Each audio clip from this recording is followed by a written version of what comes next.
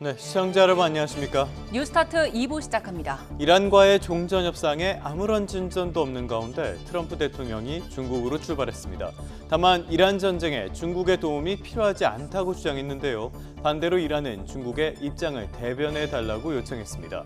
미중 정상회담이 이번 전쟁의 분수령이 될지에 관심이 쏠립니다. 삼성전자 노사가 결국 이견을 좁히지 못했습니다. 사후 조정 마지막 날 협상이 끝내 결렬된 건데요. 21일 최대 규모의 총파업이 초읽기에 들어갔습니다. 다만 추가 사후 조정이나 정부의 긴급 조정권 발동 가능성은 남아있다는 게 대체적인 관측입니다. 그럼 이 시각 주요 뉴스부터 살펴보겠습니다. 트럼프 대통령이 시진핑 중국 국가주석과의 정상회담을 위해 베이징으로 출발했습니다. 트럼프 대통령은 무역이 논의 대상이 될 것이고 이란 전쟁과 관련해 중국의 도움이 필요하지 않다고 주장했습니다. 이재명 대통령이 오늘 스콧 베선트 미 재무부 장관과 허리펑 중국 국무원 부총리의 예방을 받습니다. 이 대통령은 내일로 예정된 미중 정상회담 의제 조율을 위해 회담을 하루 앞두고 한미, 한중 관계와 국제 정세를 논의할 걸로 보입니다. 총파업을 8일 앞두고 삼성전자 노사가 16시간 넘게 막판 협상을 벌였지만 결국 결렬됐습니다. 최승호 초기업 노조 삼성전자 지부위원장은 중노위에 조정안을 요청했지만 노조의 요구보다 퇴보됐다고 주장했습니다. 더불어민주당이 우원식 국회의장에 이어 국회를 2년 동안 대표할 새 국회의장 후보자를 선출합니다. 국회의장 경선에 나선 박지원, 조정식, 김태년 의원을 대상으로 소속 의원의 투표가 진행됩니다. 국민의힘이 오늘 6.3 지방선거 중앙선거대책위원회를 공식 출범합니다. 공식 명칭은 국민무시 심판, 공소 취소 저지 국민선대위로 오전에 출범식이 열린 뒤 첫 회의가 진행될 예정입니다.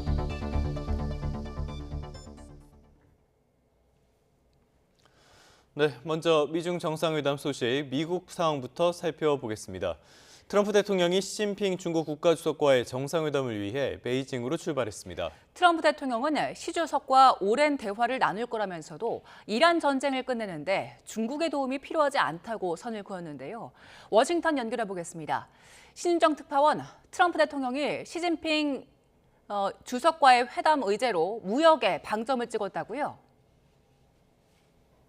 네, 트럼프 미 대통령은 2시간쯤 전 미중 정상회담을 위해 중국 베이징으로 떠나면서 시진핑 중국 국가주석과 무역을 비롯해 여러 사안을 논의하겠다고 밝혔습니다.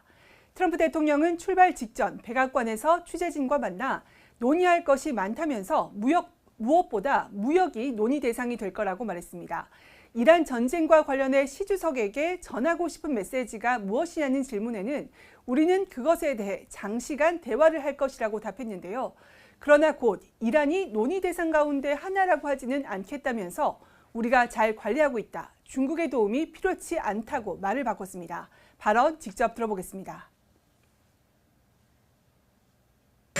President Xi can help and contribute to a deal with Iran? He could. I mean, it might be. Yeah. I don't think we need any help with Iran, to be honest with you. They're defeated militarily, and they'll either do the right thing or we'll finish the job.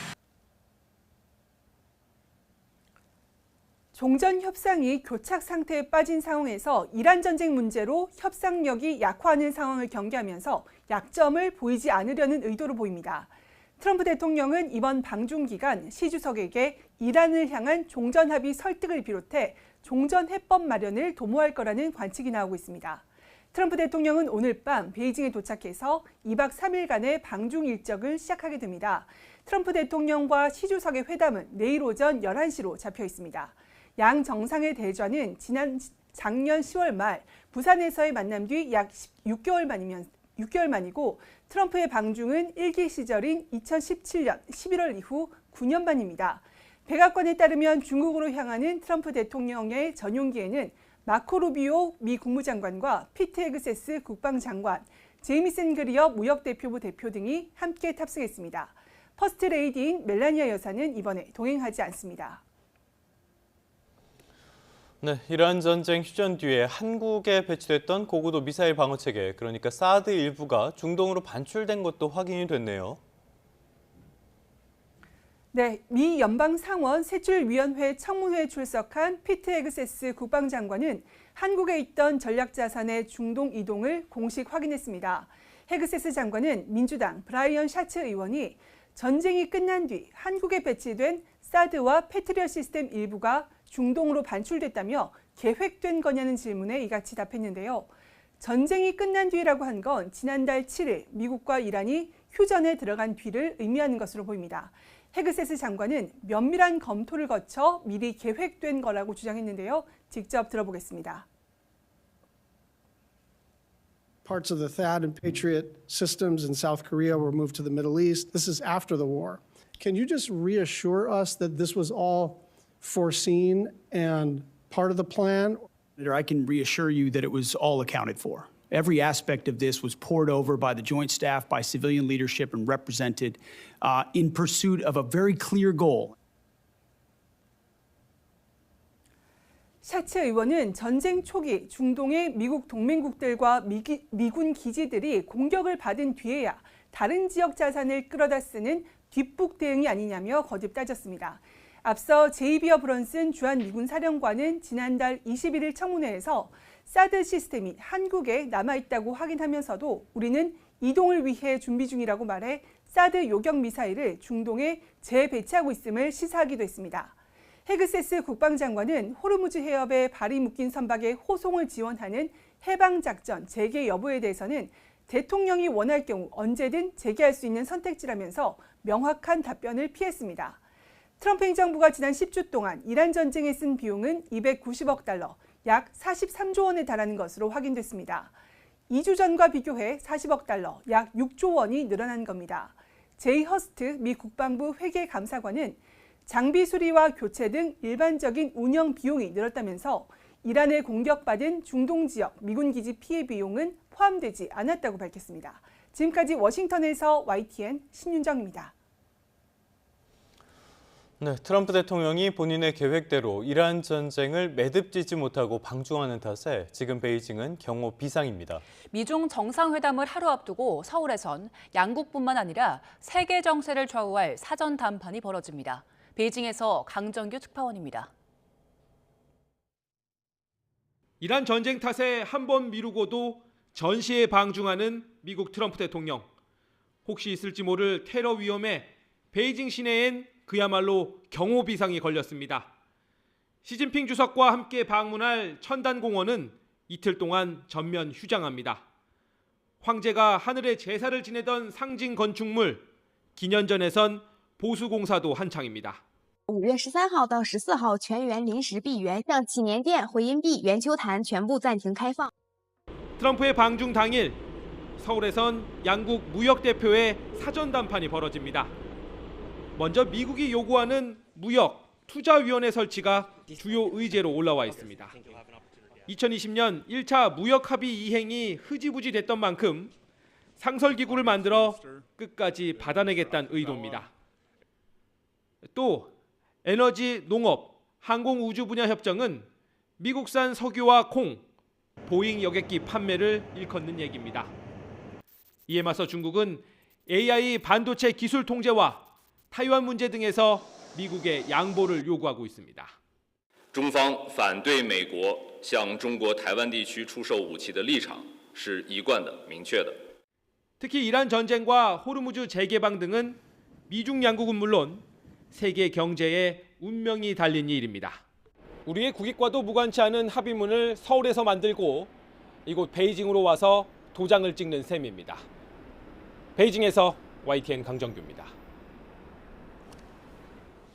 이재명 대통령이 오늘 스콧 베선트 미국 재무부 장관과 허리펑 중국 국무원 부총리의 예방을 각각 받습니다. 이 대통령은 내일로 예정된 미중 정상회담의 의제 조율을 위해서 회담을 하루 앞두고 서울을 찾은 두 사람과 한미, 한중 관계는 물론 국제 정세 등에서도 논의해야 할 것으로 보입니다. 트럼프 대통령의 설명과는 별개로 이번 방중이 전쟁의 변수가 될지에 전 세계에 관심이 쏠려 있습니다. 이란은 미국의 압박에 맞대응을 주장하면서도 협상으로 해결하자는 메시지를 잇따라 보내고 있습니다. 또 중국에는 이란의 입장을 대신 전해달라며 도움을 요청했습니다. 신웅진 기자의 보도입니다. 이란 정부 대변인은 현지 시간 12일 국영방송을 통해 방아쇠에 손가락을 얹고 있지만 평화와 외교에 초점을 맞추고 있다고 강조했습니다. همچنان هم دست به ماشه هستیم و منتظریم که فضای مذاکراتیمون انشاءالله چون ما اصل نگاهمون بر صلح پایداره و به فرموده رهبری شهید با سه اصل عزت، حکمت و مصلحت موضوعات دیپلماسی رو دنبال میکنیم. لذا مردم بدانند که 앞서 이란 외무부 대변인도 인도 방송 매체에 출연해 협상의 필요성을 역설했습니다. Negotiations means give and take. Negotiation means being ready to recognize your interlocutors' demands and concerns. But if you think that negotiations is 100% satisfaction one-sidedly, that's not negotiations. That's imposition of your will. And 이란은 또 도널드 트럼프 미국 대통령의 베이징 방문을 앞두고 중국에 도움을 요청했습니다. 압둘레자 라흐마니 파즐리 주중 이란 대사는 중국의 긴장 완화 노력을 높이 평가하면서 이란의 입장을 담은 메시지를 중국에 전달했습니다. 파즐리 대사는 전쟁의 영구적 종식, 안정적인 휴전체제 수립, 공세 해제, 이란의 정당한 권리 존중을 요구했다고 말했습니다. 이런 가운데 쿠웨이트는 지난 1일 자국에 침투한 이란 이슬람 혁명 수비대원 4명을 체포했다고 밝혔습니다. 이들이 쿠웨이트 북쪽 부비안 섬에 미군 시설을 노렸다는 것인데 이 섬은 중국이 1:1로 사업의 일환으로 항구를 건설하는 곳이기도 합니다. 친미국가인 쿠웨이트는 자국 주재 이란 대사를 초치하는 등 중동의 복잡한 외교전이 트럼프의 방중에 맞춰 돌아가고 있습니다. YTN 신웅진입니다. 호르무즈 해협에 발이 묶인 우리 선박들의 불안감도 커지고 있습니다. 아랍에미리트는 나무호 공격 사건을 테러로 규정하며 강하게 규탄했습니다. 두바이에서 조수연 특파원이 보도합니다. 현재 호르무즈 해협 안쪽에 있는 한국 선박은 나무호를 포함해 모두 26척. 이들은 나무호 피격 이후 카타르 앞바다를 비롯해 상대적으로 안전한 해역으로 이동해 정박 중입니다. 정부 조사 결과 나무호 화재가 외부 공격에 따른 것으로 밝혀지자 불안감은 더욱 커지고 있습니다. 한국 선박들은 일단 정부와 교신을 이어가며 상황 변화를 기다리고 있습니다. 호르무즈 해협 내 한국인 선원 158명도 현지에 발이 묶인 지 2달을 넘기며 피로감이 가중되고 있는 것으로 전해졌습니다. 이런 가운데 아랍에미리트 외무부는 성명을 내고 호르무즈 해협에서 한국 화물선을 겨냥한 테러 공격을 가장 강한 어조로 규탄한다고 밝혔습니다. 이번 공격은 국제 항행의 안전을 심대하게 위협하고 중요한 해로의 안정을 저해하려는 위험한 긴장고조 행위라고 비판했습니다. 외무부는 이번 사건을 드론 공격이라고 규정했습니다. 그러면서 형제의 나라인 대한민국과 연대를 표명하며 선박과 이익의 안보, 안전을 보호하려는 모든 조치에 전적인 지지를 보낸다고 강조했습니다. 나무호는 지난 4일 피격된 이후 아랍에미리트 두바이항으로 예인돼 수리에 들어간 상태입니다. 나무호 피격에 이어 미국과 이란이 전투를 재개할 가능성이 거론되면서 호르무즈 해협에 있는 한국 선박들의 위기감도 높아지고 있습니다. 두바이에서 YTN 조수연입니다. 정부가 나무호를 타격한 비행체 잔해를 국내로 옮겨 조사하기로 했습니다. 공격 주체를 밝히는 열쇠가 될 걸로 보이는데 국방부가 조사를 주도할 예정입니다. 홍선기 기자의 보도입니다. 나무호 기관실을 타격한 비행체에 대한 조사는 국내에서 진행될 예정입니다. 조현 외교부 장관은 비행체의 잔해가 곧 국내에 도착할 것이라고 밝혔습니다.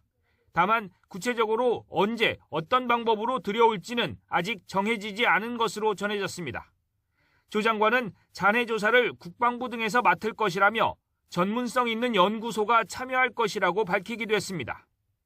이 잔해에 대한 조사는 국방과학기술을 연구하고 무기 개발을 주도하는 국방과학연구소에서 진행될 것으로 알려졌습니다. 국방부가 주도적으로 조사를 하게 되는 건 맞나요? 정부 조사를 지원한다고 말씀드렸습니다. 정부는 나무호 공격 주체를 특정하는 데 소극적이라는 야당 등의 지적에 대해서는 잔해 분석이 우선이라는 입장을 거듭 밝혔습니다. 정부는 수거된 비행체 엔진 잔해에 대한 분석 등을 통해서 추가 사실 확인 및 공격의 주체를 특정화하기 위해서 노력을 할 것입니다. 다만 우리가 드론이나 미사일로 추정되는 비행체에 대해 비교 분석할 수 있는 자료를 갖고 있는지, 잔해 속의 발사 주체를 특정할 수 있는 증거가 있을지가 관건입니다. 잔해에서 증거나 자료를 못 찾을 경우 발사 주체를 밝히는 데 어려움이 따를 수 있습니다. 지난 3월 우리와 비슷한 타격을 입은 태국 화물선의 경우 이란 혁명수비대가 사실상 공격을 시인하면서 확인됐습니다. 우리 정부의 조사 결과를 전달받은 이란에서는 아직 이렇다 할 답을 내놓지 않고 있는 것으로 알려졌습니다. YTN 홍성기입니다. 호르무즈해협에서 발생한 우리 선박 피격 사건을 두고 여야의 공방이 갈수록 거칠어지고 있습니다. 더불어민주당은 국민의힘이 국가 안보를 팔아 표를 구걸한다고 비판했고, 국민의힘은 이재명 대통령이 누구 눈치를 살피는 거냐고 맞받았습니다. 김다현 기자입니다. 남우호 피격 사건을 두고 여야 공방은 정점으로 치달았습니다. 더불어민주당은 국민의힘이 확인되지 않은 내용으로 괴담을 퍼뜨리고 있다며 국가안보와 외교를 정쟁의 볼모로 삼는 매국적 시도라고 날을 세웠습니다. 괴담을 퍼뜨리며 정부를 흠집내는 것도 모자라 국민을 위험에 몰아넣고 국익과 한미 동맹까지 훼손하고 있습니다. 국가안보를 팔아 지방선거 표를 구걸하는 망동을 즉각 멈추라며 단호한 책임을 묻겠다고도 경고했습니다. 마치 당장 전쟁이라도 일으켜라, 구축함을 보내라, 부채질하고 있습니다. 국민의힘은 대통령은 물론 정부 여당까지 싸잡아 비판하며 안보 총공세에 나섰습니다. 이재명 대통령 수호 대상 목록에 국민과 주권은 없다면서 피격도 이란도 부르지 못하는 홍길동이냐고 비꼬았습니다. 피격을 피격이라 말하지 못하고 이란을 이란이라 말하지 못하는 이재명이 대한민국 국민을 지킬 능력이나 자격이 있습니까? 국민의힘은 또 대한민국 국민을 가해하면 패가망신한다는 대통령 과거 발언을 재조명하며 이렇게 쏘아붙였습니다. 당장 굴욕적인 침묵을 멈추고 대통령으로서의 입장을 분명히 밝히십시오. 이번 사태를 적당히 뭉개려 한다면 이재명 정부는 역사의 심판을 면치 못할 것입니다. 국민의힘이 이렇게 총공세에 나서는 건 안보 이슈가 보수 결집을 형성하는 데 절대적으로 유리하다는 판단도 깔린 것으로 보입니다. YTN 김다현입니다.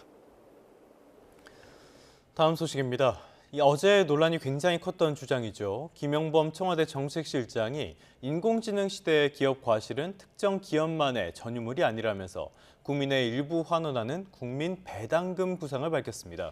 야당은 기업이 돈을 많이 벌면 정부가 뺏겠다는 거라며 공산당 본색이 드러났다고 맹공을 퍼부었습니다. 정인용 기자입니다. 우리나라 경제정책의 컨트롤 타워인 김용범 청와대 정책실장이 SNS에 올린 글입니다. 인공지능 인프라 시대의 과실은 특정 기업만이 만들어낸 결과가 아니라며 과실의 일부는 국민에게 돌려줘야 한다고 주장했습니다. 인공지능 인프라 공급망에서 우리나라의 전략적 위치가 구조적 호황을 만드는 만큼 산업 기반을 함께 만든 국민도 혜택을 봐야 한다는 의미입니다. 특히 과실, 즉 초과세수를 활용하기 위해 국민배당금 제도를 설계해야 한다며 사회적 합의를 통해 어디에 쓸지 고민해야 한다고 덧붙였습니다.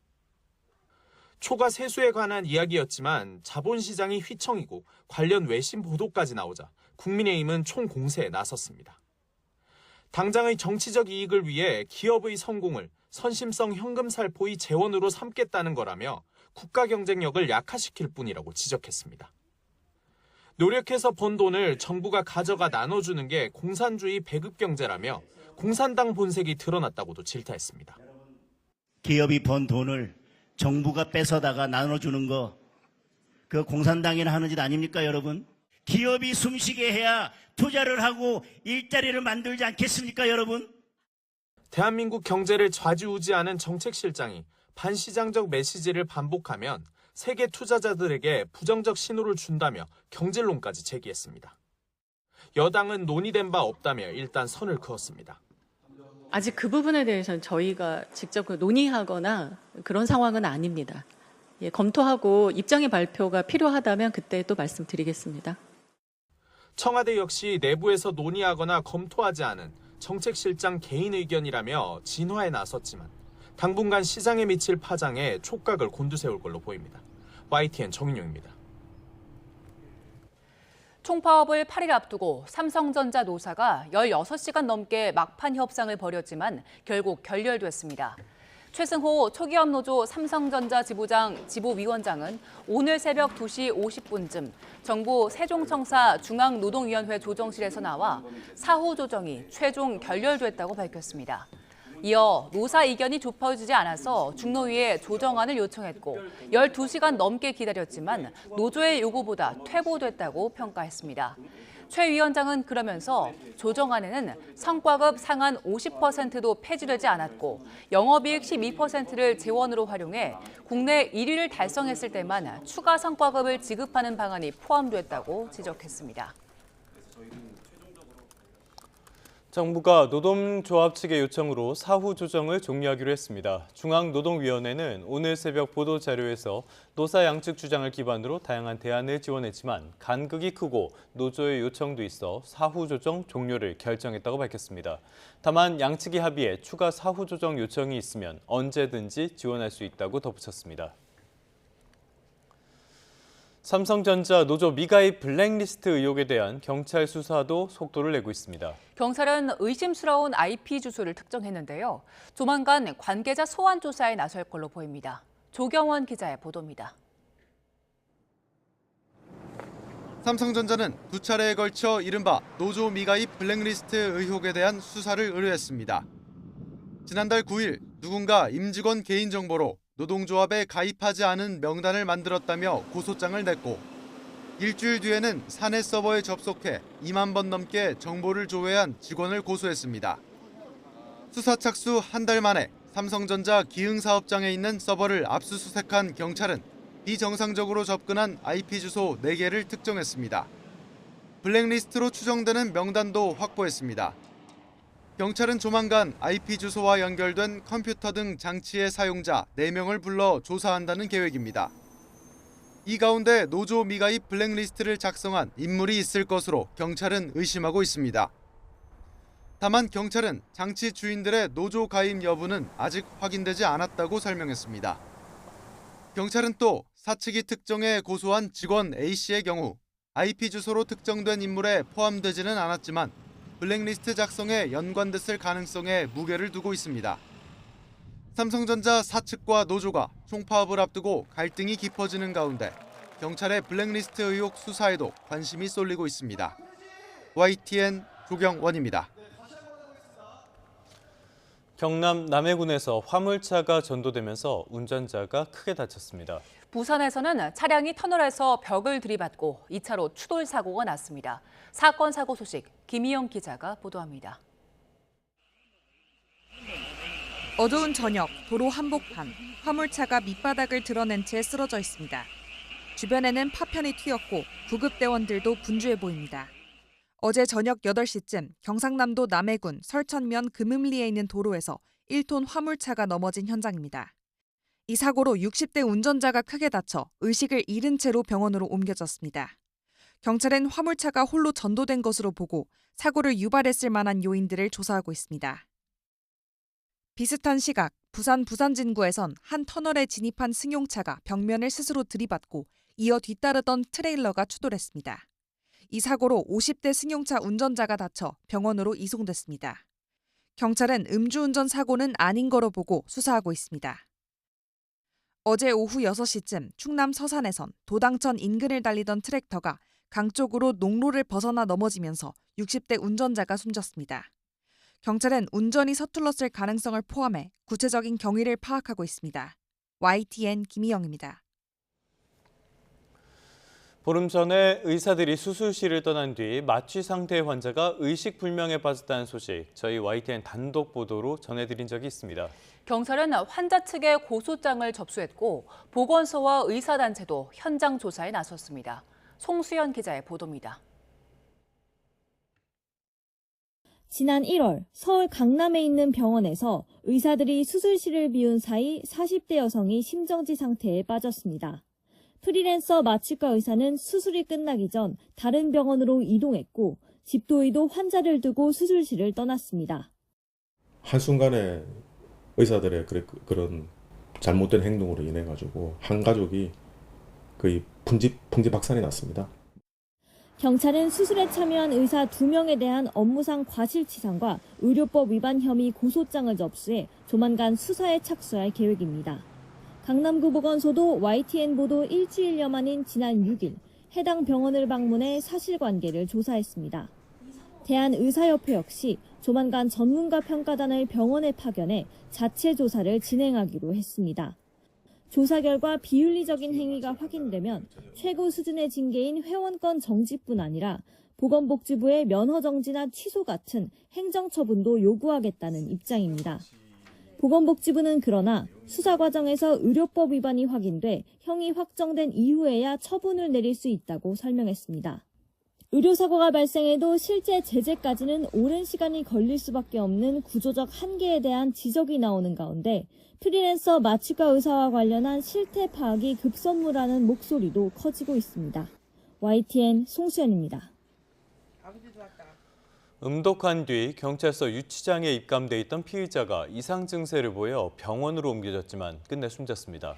경찰은 유치장 입감 과정 등 절차상 문제가 없었는지 조사하고 있습니다. 오승훈 기자입니다. 지난 10일 밤 11시쯤 세종 남부경찰서에 119 구급차가 출동했습니다. 60대 피의자 A씨가 유치장에서 호흡 불안정 등 이상 증세를 보인 겁니다. 유치장에서 의식을 잃은 피의자는 심폐소생술을 받으며 인근 병원으로 옮겨졌지만 3시간 뒤 숨졌습니다. 앞서 A씨는 세종 북악면에서 금전적 문제로 갈등을 빚던 지인을 둔기로 때려 다치게 한 혐의로 긴급 체포됐습니다. 사건을 담당한 세종 북부경찰서는 피고인이 구토 증상을 보이자 뒤늦게 음독한 사실을 알게 됐고 A씨를 대전에 있는 대학병원으로 옮겼습니다.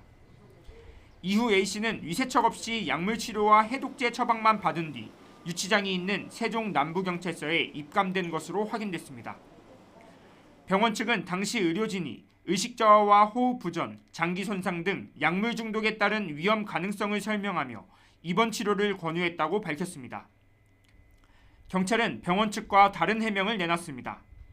퇴원 당시 A씨의 상태가 나쁘지 않았고 의사소견과 피의자 본인, 보호자 퇴원 동의 절차에 따라 유치장으로 옮긴 것이라고 말했습니다. 이어 중점보호 대상자로 지정해 30분마다 CCTV로 관찰하다가 이상 증세를 확인해 곧바로 심폐소생술을 하며 119에 신고했다고 덧붙였습니다. 세종경찰청은 A씨의 사망 원인을 확인하기 위해 부검을 진행하고 피의자 관리수칙 준수 여부 등 절차상 문제가 없었는지를 확인하고 있습니다. YTN 오승훈입니다. 5월 13일 수요일 오늘의 주요 일정 살펴봅니다. 더불어민주당이 우원식 국회의장에 이어 국회를 대표할 새 국회의장 후보자를 선출합니다. 민주당은 오늘 의원총회를 열고 국회의장 경선에 나선 박지원, 조정식, 김태년 의원을 대상으로 국회의원 투표를 진행합니다. 국민의힘이 오늘 6.3 지방선거 중앙선거대책위원회를 공식 출범하고 본격적인 선거 활동에 돌입합니다. 상임 선대위원장은 장동혁 당대표에 더해 심교원 건국대 부동산학과 교수와 양준모 연세대 경제학과 교수 등 각계 전문가 4명이 위촉됐습니다. 2차 종합특별검사팀이 관저 이전 특혜 의혹과 관련해 김호진 전 국토교통부 차관을 소환합니다. 앞서 김건희 특검은 종합건설업 면허가 없는 21g이 김건희 씨와 친분을 토대로 대통령 관저 이전 공사를 따냈다는 의혹과 관련해 김 전 차관을 직권남용 혐의로 기소했습니다.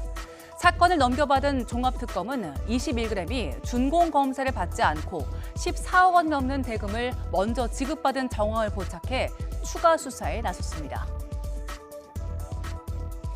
수원지방법원은 오늘 삼성전자가 노조를 상대로 제기한 위법 쟁의행위 금지 가처분 신청에 대한 2번째 신문 기일을 엽니다. 삼성전자 초기업 노조 측은 이 자리에서 파업기간 근무해야 하는 필수 인원을 구체적으로 밝힐 계획이라고 설명했습니다.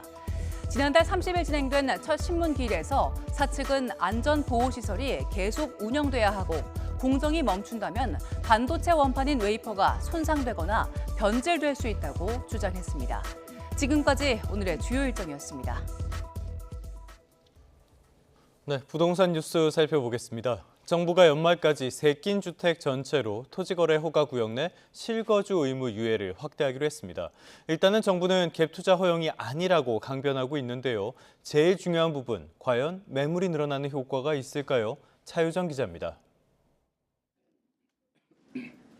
정부가 토지거래 허가 구역에 있는 새낀 주택 전체에 대해 임대차 계약 종료일까지 실거주 의무를 유예하기로 했습니다. 연말까지 토지거래 허가를 받기만 하면 임대주기인 주택 매수 시 직접 거주해야 하는 의무가 미뤄집니다. 다만 무주택자만 대상인 조치로 발표 이후 주택을 매도해 무주택자가 된 경우엔 실거주 유예를 적용받을 수 없습니다. 다주택자 보유주택의 새낀 매매를 허용한 데 이어 대상을 넓혀서 매물을 계속 끌어내겠다는 취지로 풀이됩니다. 정부는 이런 조치가 매도자 간 형평성을 제고할 뿐만 아니라 세입자가 있어 매도를 고민하는 매도자들도 적극적으로 매도할 수 있게 되면서 부동산 시장 안정에도 기여할 것으로 기대합니다. 세금 부담을 느낀 고령층 집주인이 작은 주택으로 이동하면서 매물이 나올 가능성도 있지만 매물 증가는 제한적일 거란 전망이 나옵니다. 먼저 교육이나 직장 문제로 자가에 살지 않거나 재입주를 고려해서 집을 보유하려는 수요가 적지 않고 똘똘한 한 채 선호가 여전히 짙은 상황에서 다주택자보다 세금 부담이 덜한 1주택자가 핵심지 매물을 쉽게 팔지 않을 거란 분석입니다. 똘똘한 한 채 개념으로 소유와 거주를 분리해서 투자한 경우가 많기 때문에 당장 내놓기보다는 향후 2년 실거주를 통해서 절세를 완성하려고 하는 움직임들을 고려한다면 비거주 1주택자들은 상급제 갈아타기를 목표로 하는데 대출 규제로 집 구하기가 어려운 만큼 매물 출회가 제한적일 거란 예상도 있습니다. 입주가 늦어지는 동안 보증금을 활용해 자금을 융통할 수 있다는 측면에서 이번 조치가 갭 투자 허용 아니냐는 지적엔 정부는 실거주 의무 자체가 미뤄지는 것뿐이기 때문에 토허제 틀은 유지된다며 강하게 반박했습니다. 또 전월세 불안 우려에 대해선 기존 전월세로 살던 무주택자가 매수로 전환되는 만큼 임대 공급 물량이 줄어도 임차 수요도 함께 감소해 큰 문제가 없다고 설명했습니다. YTN 차유정입니다. 오늘은 쾌청한 하늘 아래 낮 동안 초여름 날씨가 나타나겠습니다. 오늘 서울 한낮 기온이 26도, 대구 28도까지 오르는 등 평년 기온을 3, 4도 정도 크게 웃돌겠습니다. 다만 아침과 낮의 기온 차이가 10도 이상 벌어지는 만큼 큰 일교차를 염두에 두셔야겠습니다. 오늘 전국이 맑겠지만 아침까지는 짙은 안개를 주의하셔야겠습니다. 현재 내륙과 서해안에 가시거리 200m 미만의 짙은 안개가 끼어 있는데요. 출근길 교통안전에 유의하셔야겠습니다. 낮 동안은 전국적으로 자외선이 무척 강하겠고 늦은 오후부터 저녁 사이 강원 산간 지역에는 5mm 안팎의 소나기가 지나겠습니다. 자세한 지역별 현재 기온도 살펴보겠습니다. 이 시각 서울의 기온이 13.7도, 대구 13.1도, 울산은 12.3도로 출발하고 있고요. 한낮 기온은 서울이 26도, 대전과 대구 28도까지 크게 오르겠습니다. 당분간 맑은 날씨 속에 기온이 점점 오르겠고 주 후반에는 30도 안팎의 여름 더위가 찾아올 전망입니다. 날씨였습니다.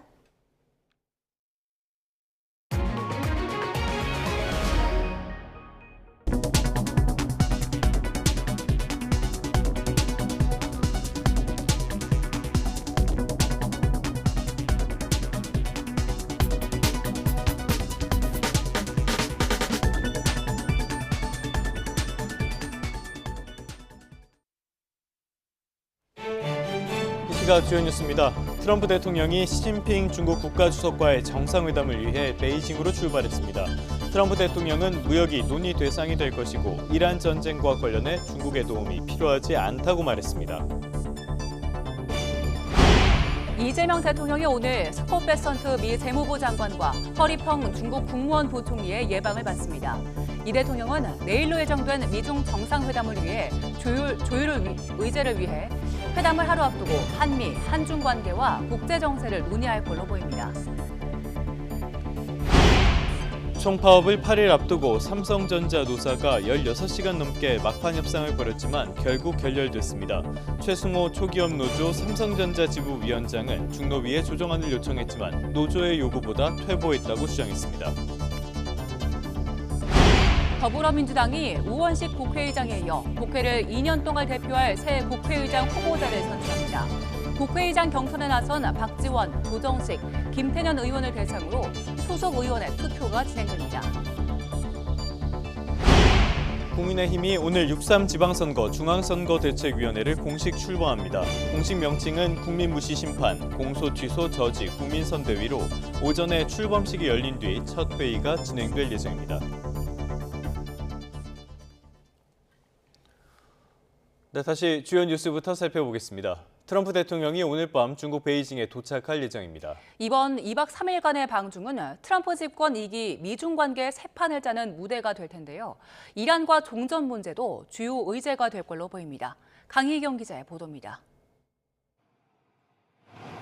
애초 예정보다 하루 앞당긴 오늘 밤 베이징에 오는 트럼프 대통령. 주요 일정은 내일부터입니다. 환영 행사에 이어 정상회담, 천단 공원 참관, 국빈 만찬, 모레 티타임과 업무 오찬 등 최소 6차례 일정에서 시진핑 주석과 마주합니다. 양국의 경제, 외교 안보 라인이 총출동해 배석하는 정상회담 외에도 두 정상이 단둘이서 내밀한 대화를 나누는 기회가 적지 않습니다. 백악관은 무역위원회와 투자위원회 설치 등 무역의제, 핵무기를 포함한 양자 안보 현안, 이란 전쟁을 비롯한 국제 안보 현안 등이 두루 논의될 것임을 예고했습니다. 트럼프 대통령은 11월 중간 선거를 앞두고 자국 농민들의 관심사인 대두 등 농산물의 대중국 수출 확대, 보잉 항공기 수출 등과 같은 굵직굵직한 무역 성과를 거두는 데 주력할 전망입니다. 또 트럼프 대통령은 중국 핵 무력의 투명성을 요구하고 시 주석은 양국 핵전력 격차를 거론하며 방어할 것으로 예상됩니다. 앞서 미국 정부 당국자는 트럼프 대통령이 중국의 핵 프로그램에 대해 거론할 것으로 믿는다고 말했습니다. 트럼프 대통령이 대이란 해상 봉쇄를 통해 이란산 원유 수출길을 막아둔 상황에서 시 주석에게 미국을 대체 수입처로 삼을 것을 제안할 가능성도 있습니다. 트럼프 대통령이 집권 1기 때 3차례 만났던 김정은 북한 국무위원장과의 회동을 다시 제안한다면 한반도 정서의 중요한 변곡점이 될 수 있습니다. YTN 강희경입니다. 두 지도자는 닮은 듯 다른 점도 참 많습니다. 트럼프 대통령은 튀는 말과 행동으로 존재감을 드러내는 과시의 정치, 셀럽의 정치를 보여주는 중입니다. 반대로 시진핑 주석은 정제된 메시지와 의전으로 권위를 쌓아온 절제의 정치를 이어왔는데요. 두 지도자의 리더십이 어떻게 다른 방식으로 연출되어 왔는지 김승환 기자가 보도합니다. 트럼프와 시진핑 두 사람은 세계 정치의 대표적인 스트롱맨으로 꼽힙니다. 하지만 미디어에 비치는 이미지는 차이가 납니다. 두 사람은 지난해 10월 경주 에이펙 정상회의를 계기로 100분간 마주 앉았습니다. 당시 트럼프 대통령은 자세를 가까이 한 채 스킨십을 하고 시 주석에 아낌없는 찬사를 보냈습니다. 카메라 앞에서 감정과 친밀감을 적극적으로 드러낸 겁니다. President Xi is a great leader of a great country, and I think we're going to have a fantastic relationship for a long period of time. 반면 시 주석은 시종일관 차분한 표정으로 트럼프 대통령과 거리를 유지한 채 쓴소리도 마다하지 않았습니다. 침묵과 거리감, 절제된 태도로 권위를 유지하는 모습을 보여왔다는 분석입니다. 作为世界前2大经济体，时而也会有摩擦。中国和美国可以共同展现大国担当。 그동안 트럼프 대통령은 어떤 정상과 만나든 비낙수와 즉흥 발언으로 협상의 주도권을 쥐려는 모습을 보여왔습니다. 반면 시 주석은 정제된 메시지와 통제된 연출로 국가와 체제의 안정감을 강조해왔습니다. 오는 미중 정상회담에선 이란 전쟁 등 문제로 트럼프 대통령이 다소 급한 입장에 놓였다는 분석이 나옵니다.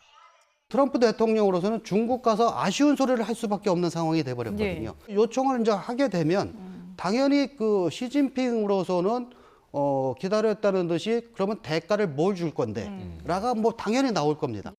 이번에 다시 마주 앉을 두 스트롱맨이 카메라 앞에서 어떤 장면을 만들어낼지 주목됩니다.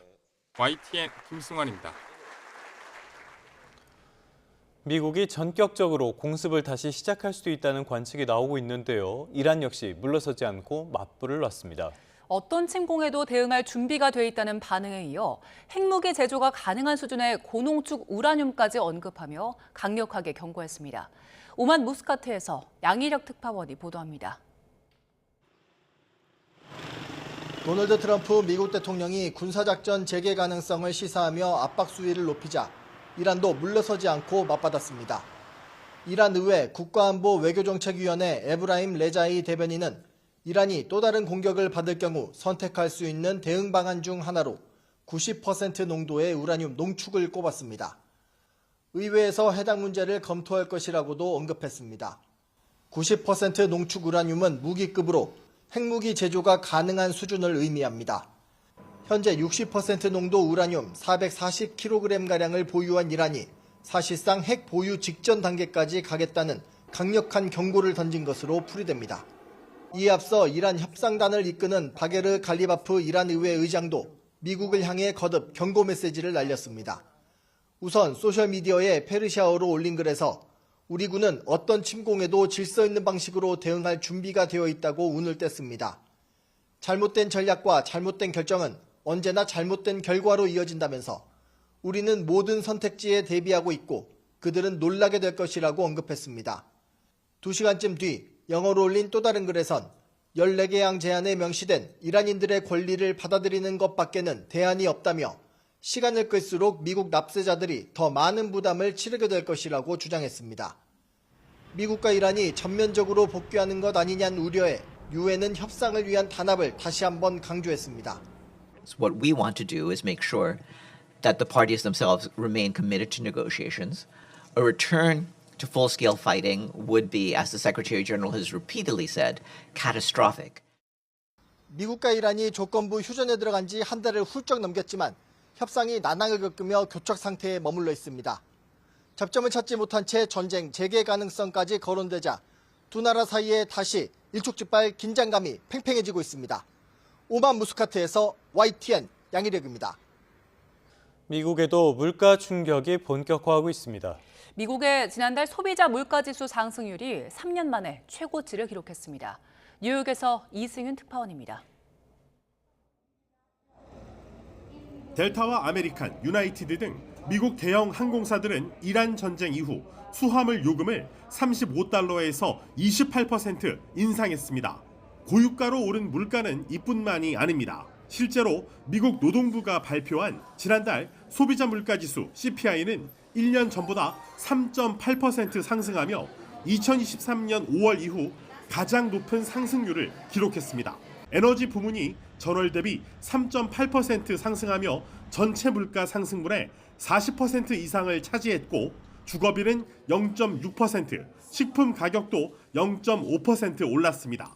전쟁으로 인플레이션 문제가 심각해지면서 연방준비제도의 기준금리 인하가 연내에는 어려울 것이란 분석이 나옵니다. We have an inflation problem already in this country. People are identifying that their number one concern about the economy, prices and affordability. 트럼프 행정부의 관세 역시 물가 인상의 주요 원인으로 지목되고 있지만 트럼프 대통령은 인플레이션이 단기적이라고 주장했습니다. 이런 가운데 트럼프 행정부가 부과한 10% 글로벌 관세가 무효라는 미국 연방 국제통상법원의 판결에 상급 법원이 잠시 제동을 걸었습니다. 미국 연방 순회 항소 법원은 트럼프 행정부의 요청을 받아들여 10% 글로벌 관세가 위법하다는 1심 판결의 효력을 일시 정지했습니다. 트럼프 행정부는 대법원의 국제비상경제권한법에 근거한 상호관세의 위법 판결 이후 대체관세 도입을 위해 10% 글로벌 관세를 매겼습니다. 글로벌 관세는 7월 말까지만 유지될 수 있어서 트럼프 행정부는 무역법 301조 조사를 거쳐 새 관세를 도입해 상호관세의 공백을 메운다는 방침인 만큼 정책적 불확실성은 계속될 전망입니다. 뉴욕에서 YTN 이승윤입니다. 다음 소식입니다. 대검찰청이 박상용 검사에 대한 정직 징계를 청구했습니다. 다만 연어 술파티 의혹은 사실로 판단했지만 박 검사에게 책임을 묻기는 어렵다면서 징계 청구 대상에서는 제외했습니다. 윤웅성 기자입니다.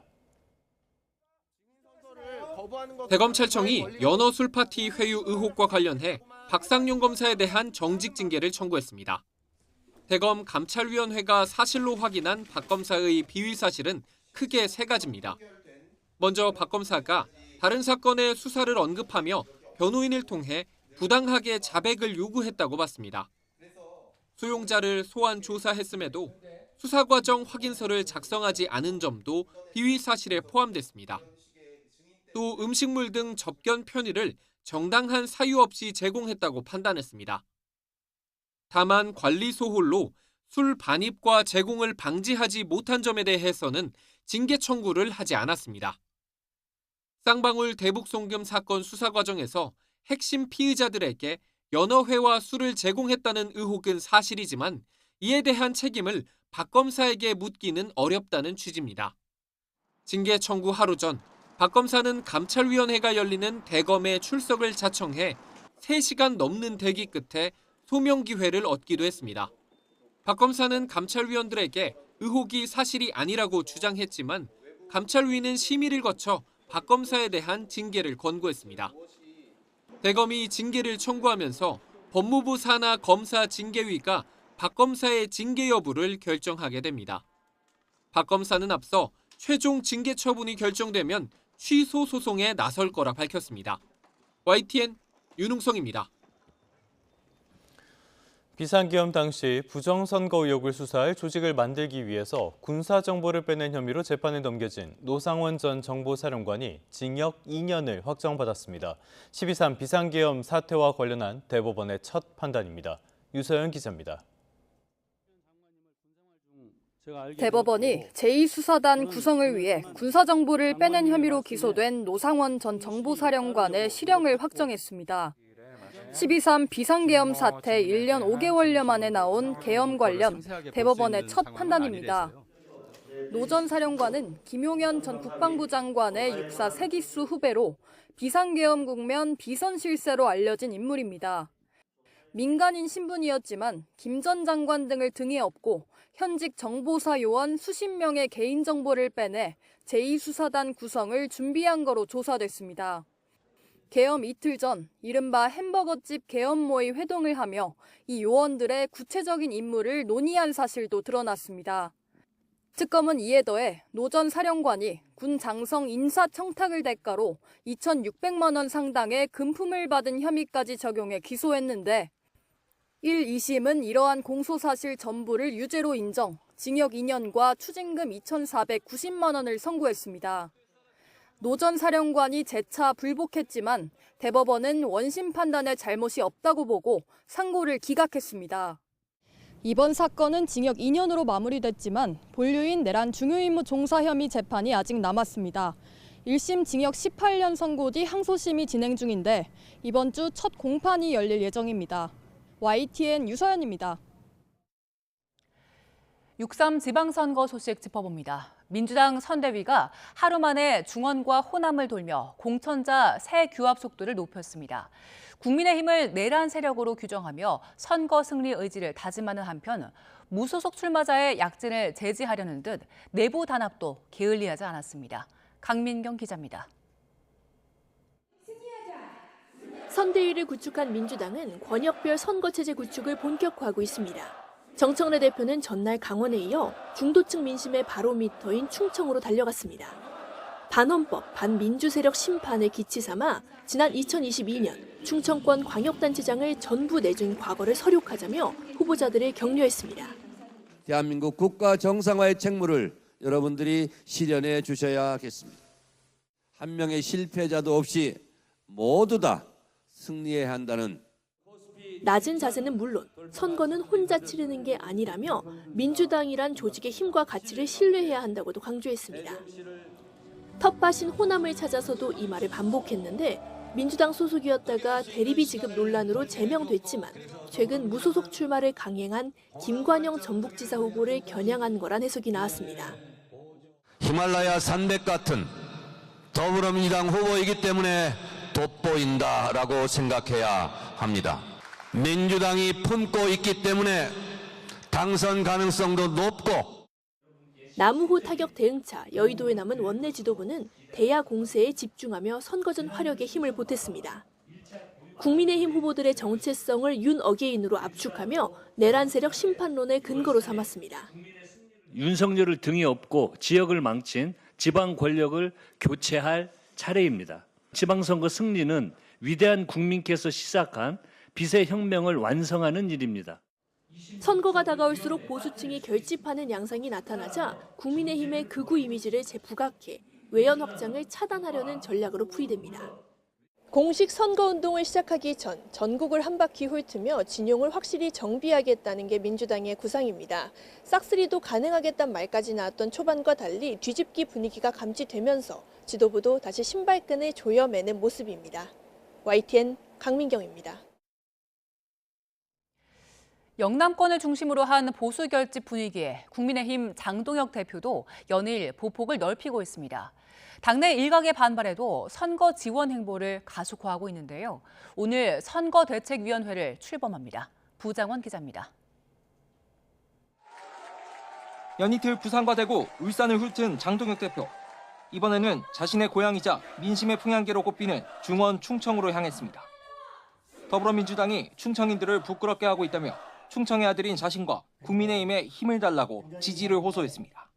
금산 출신 정청래 대표 부산 가서 오빠 한번 불러보라고 애걸하다가 지금 국민적 망신의 대상이 되고 있습니다. 중원 공략을 마친 장 대표는 곧이어 텃밭 경북으로 다시 내려가 사흘 연속 지지층 표심을 두드렸습니다.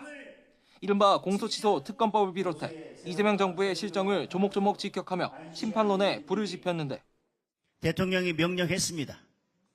지방선거 끝나고 반드시 그 특검법을 통과시키라고 명령을 했습니다. 대구와 부산 등 영남권을 중심으로 지지율 격차가 좁혀지는 흐름이 나타나자 기세를 올리는 모습입니다.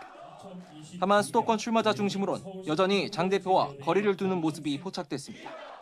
서울시당은 지난달 필승 결의대에 이어 선대위 발대식에도 이례적으로 지도부를 초청하지 않았고 후보자를 중심으로 한 브랜드와 메시지로 선거를 치르는 것이 가장 바람직하다는 게 저의 일관된 생각입니다. 주강덕 경기 남양주시장 후보도 장 대표 이선 후퇴 요구를 굽히지 않고 있습니다. 전국적으로 아마 후보 등록이 돼서 선거운동이 시작이 되면 저런 식의 그 불만들에 대한 분출이 상당히 있을 거라고. 정부 여당 실책에 지지율 호조 기세를 탄 장동혁 대표는 아랑곳하지 않고 광폭 행보를 이어가는 분위기입니다. 자신이 주축이 된 선거대책위원회를 곧 출범할 계획인데 잡음이 여전한 만큼 선대위 면면이나 향후 행보에 따라 또 내용이 불거질 수 있다는 전망도 나옵니다. YTN 부장원입니다. 날씨 관련 소식도 알아봅니다. 남해안에 강한 비구름이 지나면서 어제 경남 남해에는 올해 첫 호우 긴급 재난 문자가 발송됐습니다. 요란한 비를 뿌린 비구름이 물러난 뒤엔 더위가 찾아오는데요. 주 후반에는 서울 낮 기온이 30도 안팎까지 오를 전망입니다. 김민경 기자의 보도입니다. 서해에서 들어온 비구름이 전국을 가로질러 남쪽으로 내려갑니다.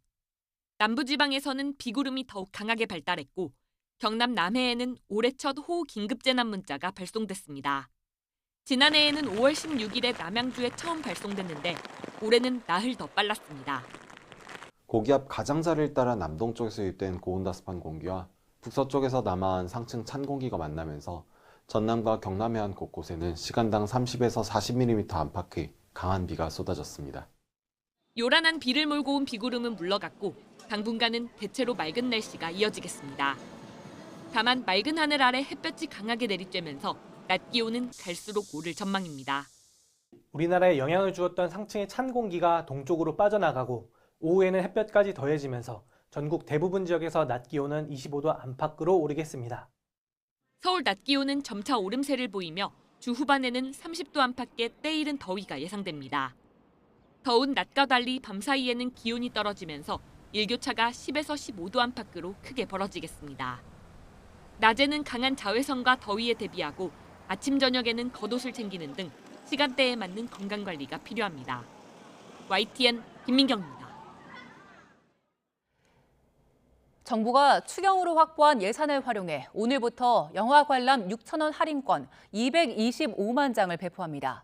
멀티플렉스 영화관 3사와 시네큐의 경우 오늘 오전 10시부터 온라인 회원 쿠폰함에 자동으로 지급된 할인권을 사용할 수 있습니다. 영화관별로 1인 2매씩 지급되는 할인권은 누리집과 앱 예매를 통해 사용해야 하고 영화관마다 수량이 소진되면 미사용 할인권은 자동으로 사라집니다. 국내 최대 규모의 방송 미디어 음향 조명 전시회인 코바 2026이 서울 코엑스에서 나흘 일정으로 개막했습니다. 한국 ENX와 방송기술인연합회가 공동 주최한 이번 행사는 YTN을 비롯해 KBS와 MBC 등 방송사와 국내외 업체 220여 곳이 참여했고 4만 명 이상이 관람할 걸로 예상됩니다. 구글과 스페이스X가 우주 데이터 센터 구축을 위한 협상을 진행하고 있다고 월스트리트 저널이 보도했습니다. 월스트리트 저널은 구글이 지구 궤도상 데이터 센터를 구축하기 위해 스페이스X와 로켓 발사 관련 계약을 논의하고 있다고 전했습니다. 이번 계약이 성사되면 양사는 데이터 센터를 지상을 넘어 우주로 확장하는 경쟁에서 앞서 나갈 수 있게 됩니다.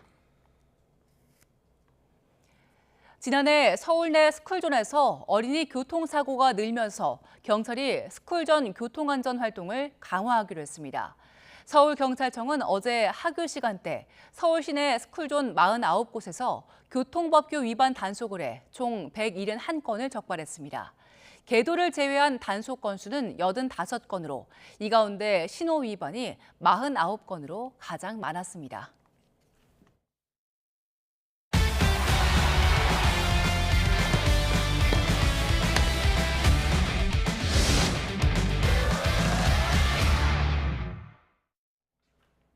스포츠 뉴스입니다. 프로야구 통산 최다 홈런의 주인공 SSG 최정이 또 하나의 값진 기록을 세웠습니다.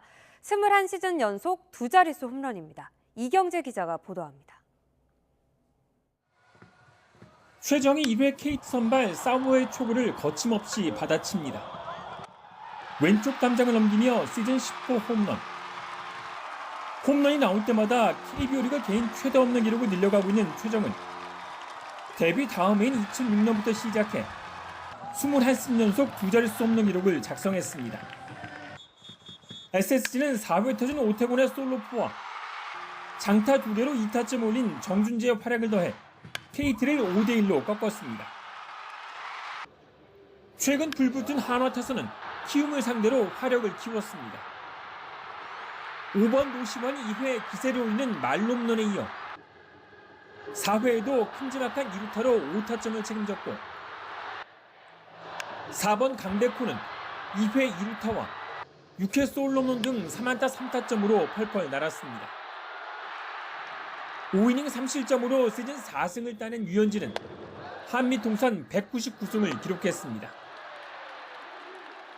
삼성은 1대1로 맞선 8회 전병우가 그랜드슬램을 폭발하며 LG를 누르고 8연승과 함께 2위로 뛰어올랐습니다. 한 타석 한 타석 정말 소중하게 살아나가자 생각하고 후회 없이 돌리자 이런 마음으로 타석에 들어가고 있습니다.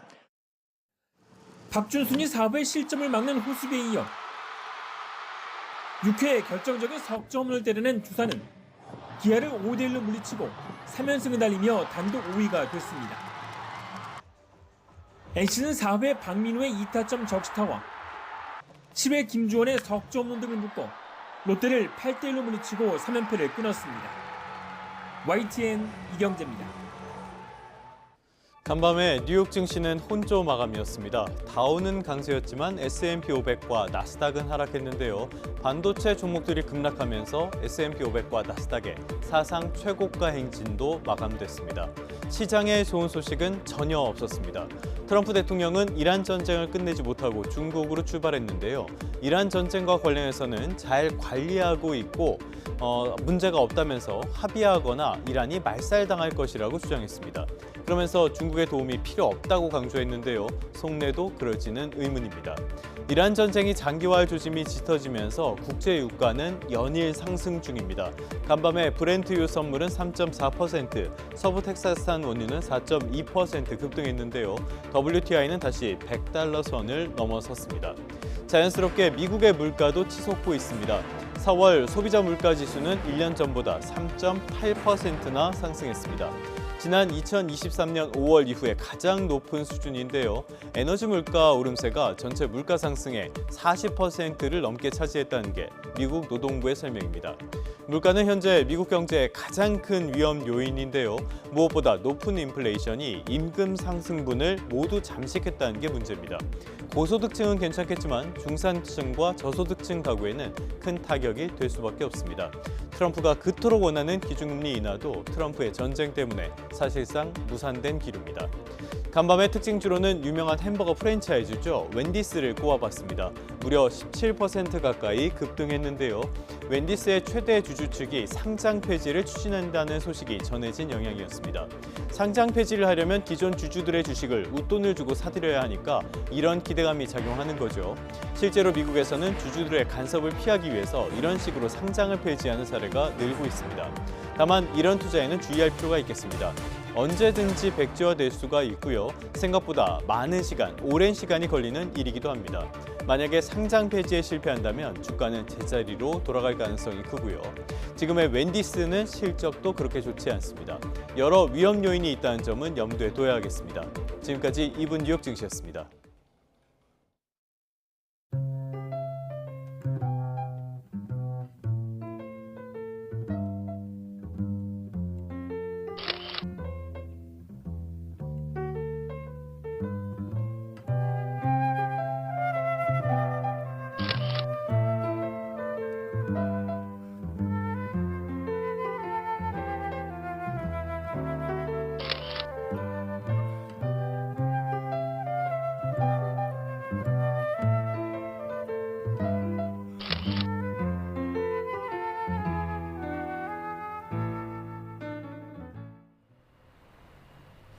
비구름이 지난 뒤 오늘 낮 동안은 초여름 날씨가 예상됩니다. 이 시각 서울의 기온은 13도 안팎으로 지금은 선선함이 감돌고 있는데요. 한낮에는 26도까지 크게 오르면서 평년 기온을 4도 정도 웃돌겠습니다. 낮 동안은 덥겠지만 기온의 일교차는 염두에 두셔야겠습니다. 그럼 먼저 지역별 자세한 현재 기온부터 살펴보도록 하겠습니다. 이 시각 서울의 기온은 13.4도, 대전 14.4도로 오늘 아침 기온은 어제와 비슷하거나 조금 낮게 출발하고 있는데요. 한낮에는 서울이 26도, 광주 27도, 대전과 대구 28도까지 오르겠고 볕이 내리쬐면서 전국적으로 강한 자외선과 함께 오존 농도도 짙게 나타나겠습니다. 오늘 전국이 대체로 맑겠지만 늦은 오후부터 저녁 사이 강원 산간 지역에는 소나기가 지나겠습니다. 당분간 맑은 날씨 속 기온이 점점 오르겠고 주 후반에는 30도 안팎의 여름 더위가 찾아올 전망입니다.